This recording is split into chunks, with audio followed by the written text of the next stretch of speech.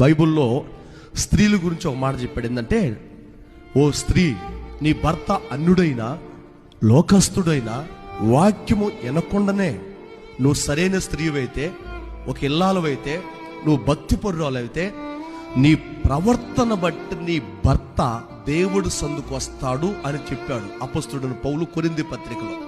వాక్యం వినాల్సిన పని లేదు మీ ఆయన. నీ ప్రవర్తనే వాక్యం, నీ ప్రవర్తనే దేవుడి యొక్క శక్తి. అంటే ఈ అమ్మాయి చర్చికి వెళ్తుంది, పరిశుద్ధంగా ఉంటుంది, నీతి కలిగి ఉంటుంది, భక్తి కలిగి ఉంటుంది. ఈమె చూపు, మాట, నడక అంతా మారిపోయింది.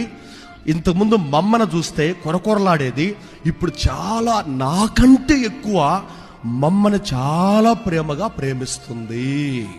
అత్తని తల్లి కంటే ఎక్కువ చూసుకుంటుంది.